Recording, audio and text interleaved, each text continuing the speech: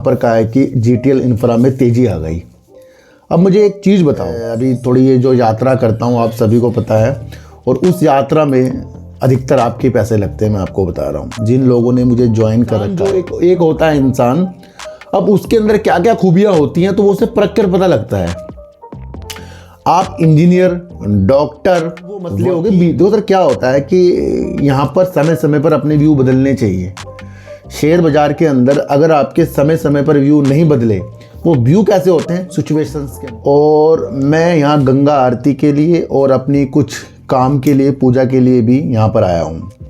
जैसा कि आपको पता ही है, सोन एनर्जी भी उसी पे काम कर रहा है, और आपका आइनॉक्स विंड भी जो आपको है देखने को मिलता है उसी में काम कर रहा है। अन्य भी कई कंपनियां विंड पर काम करती है। इसलिए हमारे आगे के कदम होते हैं उस आगे की नीतियों के साथ जो अभी की हाल ही की न्यूज़ होती है उससे भी भली भांति हमारे व्यू बनते हैं।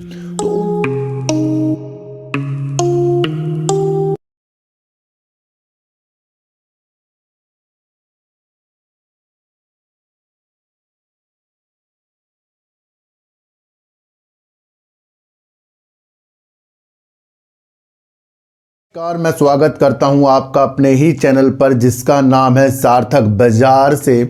आज बात करेंगे इगड़ा की, यानी कि Indian renewable energy development agency के बारे में बात करेंगे, और बात करेंगे सर जीटीएल इंफ्रा की तेज़ी के बारे में, वोडाफोन आइडिया की रणनीतियों के बारे में, और पवन ऊर्जा के क्षेत्र में यानी कि विंड एनर्जी के क्षेत्र में क्या नेगेटिव न्यूज़ आ रही है उसके बारे में ही हम आज बात करेंगे। क्योंकि हमें ये जानना भी चाहिए कि जिस उद्देश्य के लिए हमारे आगे के कदम होते हैं उस आगे की नीतियों के साथ जो अभी की हाल ही की न्यूज़ होती है उससे भी भली भांति हमारे व्यू बनते हैं।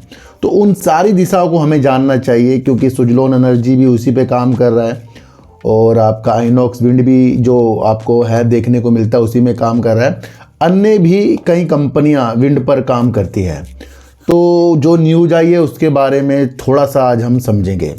देखो सर, आज की वीडियो जो है ये मैंने कल रात के 11 बजे बनाई है, क्योंकि जिस वक्त आप ये वीडियो देख रहे हैं उस वक्त मैं हरिद्वार में उपस्थित हूँ, और मैं यहाँ गंगा आरती के लिए और अपनी कुछ काम के लिए, पूजा के लिए भी यहाँ पर आया हूँ। जैसा कि आपको पता ही है, इससे पहले मैं नीम करोली बाबा के दर्शन करने भी गया था। क्योंकि बीच में हमारे साथ, देखो सर, काफ़ी लोग कहते हैं कि आजकल सर थोड़े से ना उदास से नज़र आ रहे हैं, क्या हो गया, क्या चीज़ें थी। तो वो आप सबको पता है कि बीच में जो हमारे साथ प्रॉब्लम हुई है उस दौरान फिर हमने सोचा कि थोड़ा सा अब आपको अलग अलग ढंग से की चीज़ें बताई जाएंगी, है ना। तो वो वाली बातें जो हम पहले डिस्कशन करते रहते थे उसमें थोड़ा सा समझ कर बोलना पड़ता है कि भैया क्या चीज़ हमारे मुंह से निकल जाए और फिर उसके ऊपर क्या प्रॉब्लम आ जाए। तो इसलिए वो भी चीज़ें हैं। तो फिलहाल मैं अपने मन को शांत करने के लिए अभी थोड़ी ये जो यात्रा करता हूँ आप सभी को पता है, और उस यात्रा में अधिकतर आपके पैसे लगते हैं। मैं आपको बता रहा हूँ, जिन लोगों ने मुझे ज्वाइन कर रखा है, जो लोग मेरे से दिल से जुड़ रहे हैं, वो जो मुझे ज्वाइन बटन करते हैं, तो मैं उनके पैसे को और अपने पैसे को मिलाकर कुछ यात्रा के दौरान जो चीज़ें होती हैं उसके अंदर मैं समर्पित करना के लिए उद्देश्य से हूँ। इसलिए आप जो हैं, जो मेरा ज्वाइन बटन है ज़्यादा से ज़्यादा 89 रुपीज़ का है, इससे ज़्यादा नहीं है, तो आप उसको ज्वाइन करके एक अच्छी रणनीतियों के साथ भाग ले सकते हैं। तो ये वीडियो कल की है, और काफ़ी लोग मुझे कह रहे हैं सर शुगर सेक्टर के ऊपर वीडियो बनाइए, बलरामपुर चीनी हो गया या आपका रेणुका शुगर हो गया, इन शेयरों के ऊपर वीडियो बनाइए, फिर शुगर सेक्टर के हमारे व्यू बनने चाहिए। देखो सर, वो भी सारी चीज़ें हम करेंगे। मेरा ये एक आज वाला काम और एक दो काम मेरे और हैं, उसके बाद हम निरंतर उस अवधि के साथ आपके साथ आगे निकलेंगे, जहाँ पर हम साथ मिलकर जैसे हम एनालाइज पहले करते थे वैसे ही आगे करने की कोशिश करें। जैसे कल मैंने आपके लिए टाटा पावर के अंदर, जिन्होंने कल की वीडियो नहीं देखी कृपया वो देखें, क्योंकि उसके अंदर मैंने टाटा पावर के अंदर जो एनालाइज की है उससे आपको ग्रीन एनर्जी के उद्देश्य से, टाटा पावर के उद्देश्य से वो सारे के सारे जानने को मिल जाएंगे कि भाई टाटा पावर जो कंपनी है वो करती क्या है। तो सबसे मेन मकसद तो हमारा ये भी होना चाहिए। देखो इंसान जो एक होता है इंसान, अब उसके अंदर क्या क्या खूबियां होती हैं तो वो उसे परख कर पता लगता है। आप इंजीनियर, डॉक्टर, वकील तीनों को एक ही ड्रेस में खड़ा कर दो, टी शर्ट और जींस में, और आपको उनके बारे में पता ना हो, तो आप बता नहीं सकते कौन सा डॉक्टर है, कौन सा वकील है, कौन सा क्या है। वो कब नज़र आएगा? जब वकील अपना काला कोट पहनेगा, डॉक्टर अपनी वही ड्रेस पहनेगा, तभी आपको वो चीज़ें समझ में आएंगी। यही होती है परख। जब हम किसी भी इंसान की क्वालिटी, कंपनी की क्वालिटी को जानते हैं तब जाकर हमें उसमें मज़ा आता है। जब हम शेयर बाज़ार के उतार चढ़ाव को जानते हैं तब जाकर उसके अंदर हमें मज़ा आता है। जब हमें पता होता है कि पेनी स्टॉक, अच्छे स्टॉक में क्या फ़र्क है, तब हमें अच्छा लगता है। तो यही वो रणनीतियाँ होती हैं जिसे हमें समझकर चलना। तो ये हम सारी एनालाइज आपके लिए करते रहे हैं और आगे से भी आपके लिए करेंगे। तो इसलिए कल की वीडियो जो है ज़रूर आपको देखनी चाहिए, जो एक तो सलासर टेक्नो पे है और एक टाटा पावर के ऊपर मैंने बनाई है। तो सर ये रणनीतियाँ हैं, मैं आपके लिए हर टाइम प्रस्तुत करता रहूँगा और आपका साथ चाहिए, और आगे हम और अच्छी बुलंदियों तक भी जाते रहेंगे। दूसरा मैं आपको बताऊं, जिन्होंने मूलांक 1 और भाग्यांक 2 की वीडियो नहीं देखी, वो कल मैंने अपलोड कर दी थी अपने दूसरे चैनल पर, डीप सर्च 6 में। जिनको भी अपनी डेट ऑफ बर्थ दिखानी है वो कृपया उस चैनल पर आ सकता है। देखो सर, एक कमेंट मेरे पास आया जहाँ पर कहा है कि जीटीएल इंफ्रा में तेज़ी आ गई। अब मुझे एक चीज़ बताओ, जीटीएल इंफ्रा में तेज़ी आ गई तो क्या कोई पहाड़ उड़ गया क्या? कोई पहाड़ टूट गया हमारे ऊपर? या जीटीएल इंफ्रा थोड़ा सा गिर गया तो क्या उसके अंदर हमें कुछ और दृश्य दिख गए? देखो सर, सबसे पहले बात आपको ये समझनी चाहिए कि जीटीएल इंफ्रा एक ही रेंज में कितने सालों से घूम रहा है। हम किसी भी कंपनी की एनालाइज उसके फंडामेंटल के अनुसार तो कर सकते हैं, पर उसके प्राइस कहाँ से कब तक टहल रहा है और काफ़ी लोग उसके अंदर अपने समय जो गंवा रहे हैं, तो उस नीतियों को भी हमें देखना चाहिए। जीटीएल इंफ्रा की तेजी से क्या अपने व्यू इसे इन्वेस्टमेंट करने के लिए बन गए हमारे? बिल्कुल भी नहीं। छोटा शेयर छोटा है, और दृष्टि ये देखिए सर, क्यों हमारे 20 पैसे, 10 पैसे, 5 पैसों में उलझना हमें। मैं ये नहीं कह रहा हूँ कि ये शेयर बेकार है या अच्छा है, मैं तो एक उस नीतियों के अनुसार बोल रहा हूँ कि जीटीएल इंफ्रा में तेज़ी आ गई। आपने कहा था कि भैया पेनी स्टॉकों से दूर रहो। भैया पेनी स्टॉकों से क्या, मैं तो बेकार चीज़ों से दूर लेने के लिए कहता हूँ।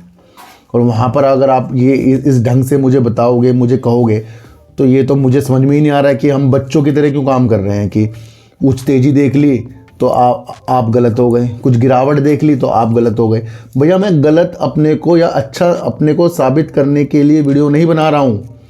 मेरे उद्देश्य ही अलग हैं, और वो उद्देश्य हैं साफ नीति, अंदर की नीतियों को बहुत अच्छा करना, और बाजार की बारीकियों को समझना, और कंपनी करती क्या है उस वजूदों को। हमें ट्रैप नहीं होना है चीज़ों के अंदर। तो तेज़ी आए या गिरावट आए ये तो आपका मसला हो गया, पर ये लिखोगे अगर इस तरीके से तो सर ये तो कैसे चलेगा? फिर आप ये बताइए। तो जीटीएल भागे भैया, मुझे इससे कोई मतलब नहीं है, मैं इसका फंडामेंटल चेक कर रहा हूँ, तो मुझे तो वो निगेटिव ही लग रहा है। बाकी आप अपने हिसाब से कर सकते हो, मुझे इसके बारे में कुछ पता नहीं। 9 तारीख विशेष तौर पर वोडाफोन आइडिया के लिए एक अच्छे संकेत ला सकता है, क्योंकि वहाँ पर हमें ये देखने को मिल रहा है कि वोडाफोन आइडिया की एक बोर्ड मीटिंग होने वाली है, और वहाँ पर वो 2000 करोड़ रुपए जुटाने के उद्देश्य से वर्क करने की स्थितियों के साथ आएगा। प्रमोटर अपनी स्थितियों को मजबूत करने के लिए पैसा डाल भी रहे हैं। एपीओ के माध्यम से इनको पैसा मिला भी है, और आगे भी इनको पैसा ज़रूरत के साथ चलता ही जाएगा। तो कहीं ना कहीं धन की कमी से जूझ रही कंपनी वोडाफोन आइडिया के लिए 9 दिसंबर का दिन इसलिए ज़्यादा चर्चाओं में रहेगा क्योंकि वहाँ कंपनी बताएगी 2000 करोड़ रुपए की नीतियाँ। तो उस नीतियों को भी आपको समझकर चलना ही पड़ेगा, मैं आपको बता दूं। अच्छा, एक सवाल आया कि बीसीजी में क्या अब हम अपनी नीतियों को देखें? सबसे पहले तो बीसीजी को आप मंडे ही देखें कि वो लोअर सर्किट मार रहा है या अपर सर्किट मार रहा है। मैं उस नीतियों के साथ निकल रहा हूं जहां बीसीजी अपनी नीतियों के साथ वर्क कर रहा है। अब चीज़ों को समझो। बीसीजी ने ये कहा था कि वो Q1 के बाद अपने व्यापार के निलंबन, मैं दोबारा बता रहा हूँ ये बात, काफ़ी लोग कमेंट करते हैं, अपने व्यापार के निलंबन को रद्द करने की प्रक्रिया के लिए जुटेगा। तो भैया वो Q1 तो इसने दे दिया अपने अनुसार, और अब ये NSE BSE में अपने शेयरों को दोबारा से वर्क करने के लिए, अभी तो फिलहाल मंडे हो रहे हैं, उसके लिए ये किस चीज़ों के साथ उतरेगा, ये तो उसका मामला है BCG का। अब मैं आपको बता दूं, सेबी के नियमों के अनुसार BCG के अंदर जो भी चीज़ें हुई वो खरा नहीं उतर रहा था, तो वो भी आपको चीज़ें समझो। आज जो मिष्ठान फूड के साथ हो रहा है, ये BCG के साथ हो चुका है पहले, और BCG उससे उभर रहा है। BCG के अंदर के डायरेक्टर भी चेंज हुए हैं, BCG के प्रमोटर के साथ भी कुछ चीज़ें हुई हैं, वो सारी चीज़ें आपको पता है। अब वो मसले हो गए। देखो सर, क्या होता है कि यहाँ पर समय समय पर अपने व्यू बदलने चाहिए। शेयर बाज़ार के अंदर अगर आपके समय समय पर व्यू नहीं बदले, वो व्यू कैसे होते हैं? सिचुएशंस के अनुसार। एक होता है फ्यूचर को देखकर व्यू बनाना, और वो गिरावट उछाल में उसमें टेंशन नहीं लेना। बीच में कंपनी जो भी कर रही है, फिर आपको फ्यूचर याद है। पर कुछ कंपनी इस तरीके की होती हैं जिसके ऊपर, जैसे सेबी ने बैन लगा दिया किसी के ऊपर, अब वो बैन हटेगा तो क्या होगा? व्यू अच्छे हो जाएंगे। और बैन जब तक लगेगा क्या होगा? व्यू निगेटिव रहेंगे। तो यहाँ आपको एक चीज़ समझनी है कि अगर BCG को अपने दोबारा से कारोबार को सही करना है, तो उसने कहा था Q1 के बाद वो इस प्रक्रिया पे लगेगा। तो कब तक लगेगा ये समय उसने हमें नहीं बताया है। तो हमें यहाँ समझना है कि अगर BCG को हमें कंटिन्यू देखना है, तो वो हम अंदर से देख रहे हैं। भाई करना है तो BCG कंपनी को है ना, वो अब उन्हें Q1 दे दिया और वो कर रहा है नियमों के अनुसार। तो ज़्यादा उत्सुकता हमें नहीं दिखानी है। BCG का अगला कदम जो होगा वो न्यूज पर आएगा, इसलिए किसी और की बातों में बिल्कुल भी नहीं आना है कि कोई आपको कैंडल चार्ट BCG में दिखा रहा हो। फिलहाल तो मंडे दिख रहा है, तो अभी कैंडल चार्ट के चक्करों में पड़ना ही नहीं है आपको। चीज़ों के साथ अगर आप आगे बढ़ते रहेंगे, सब कुछ अच्छा आपके साथ होने ही वाला है।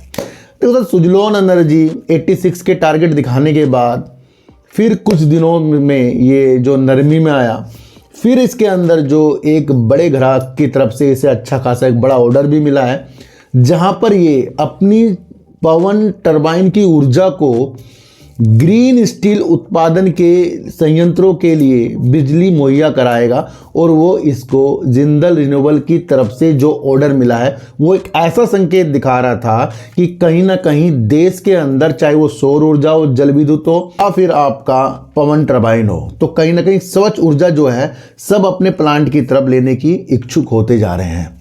तो सुजलोन एनर्जी इस बात के लिए तो काबिले तारीफ है कि देश के अंदर और विदेशों में इसकी डिमांड है, और डिमांड के अनुसार ये वर्क करता जा रहा है। और आगे अगर हमारे लक्ष्य ग्रीन स्टील, देखो तो ग्रीन स्टील का अगर आप चीज़ें समझें, तो पहले जैसे कोयले से हम कुछ चीज़ें बिजली उत्पन्न कर रहे हों, तो अब वो स्वच्छ ऊर्जा के द्वारा, या पवन, जल विद्युत, या आपका सोलर के द्वारा बिजली अगर प्लांट तक जा रही है, तो वो ग्रीन ऊर्जा से स्टील बन रहा है, यानी कि प्रदूषण मुक्त स्टील बन रहा है। तो उस तरीके की ऊर्जा के लिए जो वर्क हो रहा है, सुजलोन एनर्जी ने हमें बीते दिनों बताया है। तो हमें वर्क समझने हैं भैया, हमें टारगेट नहीं समझने हैं। अच्छा, एक न्यूज़ निकल कर आ रही है जहां पर विंड टरबाइन के लिए ये निगेटिव न्यूज़ हो सकती है। अब जो भी कंपनी इसमें काम कर रही है, तो एक चीज़ ये देखी जाती है कि भैया साम और राम है। साम अलग काम करता है, राम अलग काम करता है। दोनों के वजूद हैं किसी चीज़ के लिए वर्क करना, अलग अलग काम कर रहे हैं अलग अलग सेक्टरों में। पर कभी कभी ये देखने को मिला है कि दोनों का सेक्टर बराबर नहीं चल रहा है। कभी इसका काम सही चल रहा है तो कभी उसका काम सही चल रहा है। और जब किसी का काम कम चलेगा तो उससे क्या होगा? उससे सेल कम होगी, उससे आगे की दिशा कम होगी, और जिसका सही चलेगा उसके आगे जाके रोशनी होगी। तो ये वो चीज़ें होती हैं जब कुछ एनालाइज करने वालों के द्वारा, कुछ रिपोर्ट के द्वारा विंड टरबाइन की जो उत्पादन क्षमता है वो गिरावट की ओर आती जा रही है। और वो अप्रैल से सितंबर तक एक डाटा हमारे सामने निकल कर आया, जहां पर राजस्थान, आंध्र प्रदेश और महाराष्ट्र में पवन ऊर्जा का उत्पादन जो है घटा है। पिछले साल की तुलना में इसी दौरान अप्रैल से सितंबर तक, यानी 6 महीने के दौरान करीब 57,618 मिलियन यूनिट से 3% घटकर अप्रैल से सितंबर 2024 में करीब 55,888 मिलियन यूनिट तक हो गई है। यानी कि उत्पादन पवन टरबाइन में घटा है, पवन ऊर्जा में घटा है। तो ये क्या दिशा दिखा रहा है? ये दिखा रहा है कि पवन की जो क्षमता थी वो कम कम आती जा रही है। दूसरा, इसी दौरान अगर हम एक चीज़ देखें तो सौर ऊर्जा से जो बिजली उत्पन्न हुई है, यूनिट उत्पन्न हुई है, वहाँ पर सौर ऊर्जा में बढ़ावट आई है जो 18% बढ़ी है, जो बढ़कर करीब 67,929 मिलियन यूनिट हुई है सोलर ऊर्जा से। तो यहाँ सोलर ऊर्जा जीत रही है। फिलहाल इस अवधि के दौरान, 6 महीने की अवधि के दौरान 3% उत्पादन विंड टर्बाइन में घटा है। तो यहाँ चीज़ों को हमें समझना पड़ेगा, और ये तब घटा है कि इस 6 महीनों के दौरान पवन ऊर्जा की जो वृद्धि जोड़ी गई थी वो 1830 मेगावाट और जोड़ी गई थी, उसके दौरान भी ये गिरावट आपके सामने आई है। तो हमने इस अवधि से ये चीज़ सीखी है कि विंड टर्बाइन जो है अपनी क्षमता के अनुसार चल तो रहे थे, पर उतनी बिजली की उत्पादन जो हुआ है वो 3% घटा है। आगे जाके ये बढ़ भी सकता है। तो ये एक रिपोर्ट है, तो इसके भी कुछ मायने होते हैं, इसको आपको समझकर चलना है। अच्छा, देश भर में जो अग्रणीय पवन ऊर्जा उत्पादक राज्य कौन कौन से हैं? महाराष्ट्र, गुजरात, आंध्र प्रदेश और राजस्थान हैं, जहाँ पर विंड टर्बाइन जो एनर्जी है वो ज़्यादा से ज़्यादा उत्पादन करती है। तो ये भी आपको समझकर चलनी पड़ेगी चीज़ें। अच्छा, अब बात करेंगे इरडा की। इरडा शुरू में जब लिस्ट हुआ तो ये आप सबको ही पता है कि जोरों शोरों से ऊपर की तरफ भागा, फिर कुछ निगेटिव इसके अंदर न्यूज भी आई हैं, और उस दौरान ये नीचे की तरफ गिरा है। आज इरडा के मकसद जो पहले थे उससे ज़्यादा हैं। क्यों? क्योंकि देश के अंदर रिन्यूएबल एनर्जी की जो चीज़ें हैं उसके लिए सरकार जोरों शोरों से वर्क करने की स्थितियों के साथ है। हमारे सामने एनटीपीसी का ग्रीन एनर्जी का आईपीओ भी आया, वो पूर्णतया ग्रीन एनर्जी की क्षमता को बढ़ाने के लिए। ये मैं आपको हर बार क्यों बताऊंगा? क्योंकि एकमात्र एनटीपीसी देश की बड़ी सरकारी बिजली उत्पादक कंपनी है, तो उसको क्या समझ में आया कि उसने अपनी एक सहायक कंपनी को रिन्यूएबल एनर्जी की तरफ डाला। तो उसको समझ में आया ना कि भैया आगे जाकर रिन्यूएबल एनर्जी का जमाना आने वाला है। समझ लो बात को। तो उसको 2032 तक 60 गीगावाट की क्षमता जोड़नी है एनटीपीसी को। ये चीज़ें बता रहा हूँ, अभी आगे इसका मकसद आएगा। दूसरा, कल मैंने आपको टाटा पावर के बारे में समझाया, और टाटा पावर के बारे में ये भी समझाया था कि टाटा पावर की मौजूदा रिन्यूएबल एनर्जी में जो क्षमता है वो 6.7 गीगावाट की है। अब 2030 तक के ये इसे कितना कर देगा? 23 गीगावाट की कर देगा रिन्यूएबल एनर्जी में। दूसरा, अगर उसने 1.46 लाख करोड़ रुपए पूंजीगत व्यय करने के लिए सोचा, तो उसके अंदर से 60% तो रिन्यूएबल एनर्जी पे टाटा पावर खर्च करेगा, और 70% की रिन्यूएबल एनर्जी की क्षमता वो 2030 तक रिन्यूएबल एनर्जी से लेगा, और 2045 में 100% लेगा। तो यहां क्या दिख रहा है? यहां दो कंपनी आपको दिशा निर्देश दे रही है कि आगे जाकर रिन्यूएबल एनर्जी का वर्क अच्छा होने वाला है। अब इसी के अंदर आती है कंपनी इरडा। इरडा एक ऐसी कंपनी है जो ग्रीन एनर्जी वाली कंपनियों को जो उत्पादन करती है उनको लोन देती है, यानी कि फाइनेंस कंपनी होगी, लेकिन किसके लिए ऊपर? रिन्यूएबल एनर्जी के ऊपर। एनबीएफसी कंपनी कहलाएगी ये, पर ये सबको लोन नहीं देगी। ये लोन उसको देगी जो रिन्यूएबल एनर्जी वर्क करती हो, चाहे वो जल विद्युत में हो, पवन ऊर्जा में हो, एथेनॉल में हो, एलएनजी में हो, अलग अलग इस चीज़ों के साथ हो, उसको ये वर्क करेगी। देखने को ये भी मिला है कि इसने जो वित्तीय पोषित किया, यानी लोन जो दिया है अभी तक के, इसने पवन ऊर्जा के क्षेत्र में, सोलर ऊर्जा के क्षेत्र में, एथेनॉल के क्षेत्र में, दूसरा जल विद्युत के क्षेत्र में, बायोगैस की क्षेत्र में, दूसरा संपीड़ित गैस की क्षेत्र में, और अलग अलग जितने भी वो स्रोत हैं जो रिन्यूएबल एनर्जी से प्रदर्शित होते हैं, उनको ये वित्तीय पोषित कर चुका है और आगे भी करने की दिशा के अंदर है। इस बार 2025 की Q1 में इसके पास जो लोन बुक थी वो पता कितनी बड़ी थी? इसके पास करीब 64,564 करोड़ रुपए करीब की लोन बुक है इसके पास, जो इसने वितरण की है। तो इसके पास अच्छा खासा वो उद्देश्य है जो रिन्यूएबल एनर्जी को अच्छा करता ही जाएगा। तापीय और सौर ऊर्जा के लिए ये 26% इसने इस तरीके के लोन दिए हैं। दूसरा अगर हम देखें पवन ऊर्जा के लिए 16% तक के इसने लोन दिए हैं। और तीसरा अगर हम देखें जल विद्युत तो उसके 11% तक, एथेनॉल के लिए 7%। इसी तरीके से आगे आगे इसने इस तरीके से जो को अच्छा करके देखा है। इरड़ा क्यों उद्देश्य के लिए नज़र आ रहा है? वो आ रहा है रिन्यूएबल एनर्जी की क्षमताओं को बढ़ाने के लिए। जब देश ही रिन्यूएबल एनर्जी की तरफ बढ़ेगा और कई कंपनियां इसके लिए वर्क करेगी तो उनको क्या होगा? पैसों की ज़रूरत होगी। तो जब ये सिर्फ रिन्यूएबल एनर्जी की चीज़ों को ही फाइनेंस करता है तो ये देश का एक बड़ा एनबीएफसी कंपनी है, सरकारी, वो भी जो रिन्यूएबल एनर्जी की तरफ अपने लोन देती है। तो सब किसकी तरफ देखेंगे?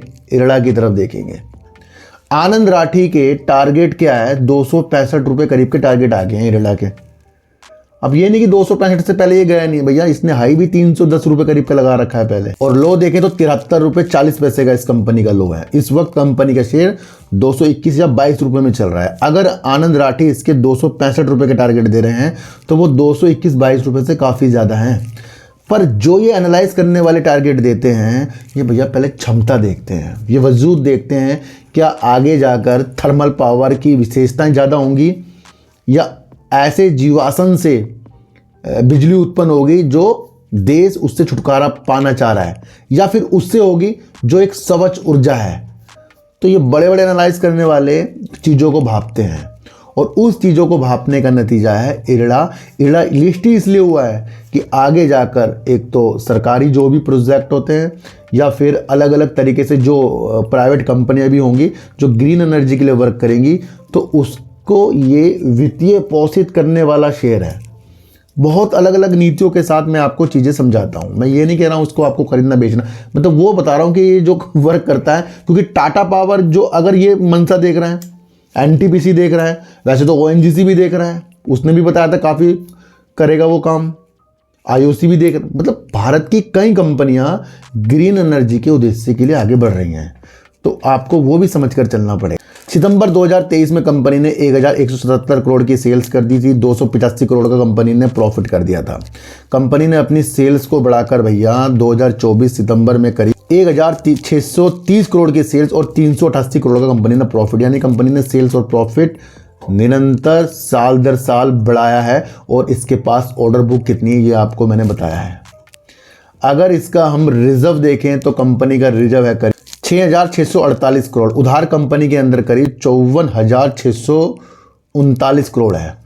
अब ये लोन बांटेगा तो भैया उधार कंपनी के अंदर चढ़ेगा, ये भी आप समझना, फिर भी उधार ज़्यादा है 54,639 करोड़ का। प्रमोटर आपको पता ही है राष्ट्रपति हैं जो 75% इसके अंदर प्रमोटर हैं। एफआईज कंपनी के अंदर हैं जो 2.02%, डीआईज इसके अंदर पब्लिक कंपनी के अंदर है 22.62% है, 22.62% इसके अंदर पब्लिक है। तो ये इसका फंडामेंटल है।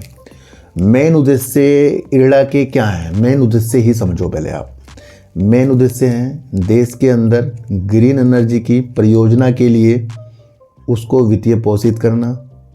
अगर ये किसी ग्रीन एनर्जी की परियोजना को वित्तीय पोषित करेगी तो उससे क्या होगा? देश के लक्ष्य जो है उसके करीब हम पहुँचेंगे। और जब हम देश के लक्ष्य के करीब पहुँचेंगे तो वहाँ से जो भी चीज़ें, पहले बिजली किसी और चीज़ से उत्पन्न होती तो अब रिन्यूएबल एनर्जी से होगी, तो यानी कि पैसा भी आएगा। और जिसको ये लोन देगी उसको ये अपना पैसा और अपना मूलधन जो भी इसे लेना है उससे ये कमाई, उससे तो कमाई करती है ये। तो देश के अंदर जितनी भी रिन्यूएबल एनर्जी की चीज़ें बढ़ती जाएंगी, ग्रोथ की तरफ जाएंगी, तो इरड़ा वहाँ एक एनबीएफसी रिन्यूएबल एनर्जी के क्षेत्र में बनकर बैठा है जो सबसे बड़ा है। मुख्य चीज़ें मुझे आपको यही समझानी। तो आज हमने बड़े ही आसानी तरीके से इरड़ा के वर्क समझे, उसका फंडामेंटल समझा। टाटा पावर एनटीपीसी के जरिए जो वो रिन्यूएबल जो वर्क कर रही है उससे भी इरड़ा की मकसद समझे। जीटीएल इंफ्रा भागे या गिरे इस मकसद को छोड़ो, वजूदों को पकड़ना शुरू कर दो। 9 दिसंबर को वोडाफोन आइडिया 2000 करोड़ रुपए जुटाने की चीज़ों के साथ बोर्ड मीटिंग कर रहा है, उस नीतियों को आपको समझकर चलना पड़ेगा। बीसीजी की किस्मत तो बीसीजी के हाथों में ही है, क्योंकि अगर ये Q1 नहीं लाता तो बीसीजी की किस्मत खराब हो जाती। पर अब इसने कहा है कि आगे वो व्यापार के निलंबन को रद्द करने के लिए वर्क करेगा। तो हमें बीसीजी के ही चीज़ें देखनी है कि भैया वो चीज़ें कब हमारे लिए करता है। विंड एनर्जी के अंदर जो एक ये न्यूज़ आ रही है अप्रैल से सितंबर का डाटा, उसके अंदर विंड एनर्जी के उत्पादन गिरा है वो है 3% और 18% किसका बढ़ा है, सोलर का बढ़ा है। तो हर एक तरफ अपनी नज़रों को हमें रखना पड़ेगा। और जिन्होंने भी कल टाटा पावर के वीडियो नहीं देखी है कृपया वो देखें, उसके अंदर बहुत मेहनत लगी है और उस मेहनत को आप जाया नहीं जाने दोगे, इसलिए उसके अंदर आपका कमेंट आना ज़रूरी है। और इस वीडियो में भी आप कमेंट करना। मिलते हैं कल फिर आपसे एक नई वीडियो के साथ। किसी के ऊपर भी जो मैंने आज वीडियो बनाई है भैया, ना खरीदने ना बेचने की सलाह के साथ बनाई है, आप समझ कर चलना। तो चींटी को आटा दीजिए, गाय को रोटी दीजिए और अपने बच्चों को ज़्यादा से ज़्यादा प्यार कीजिए, क्योंकि बच्चे ही आपकी मासूमियत से किस्मत पलटेंगे। तो फिर मिलेंगे आपसे नई वीडियो के साथ, जब तक के लिए नमस्कार।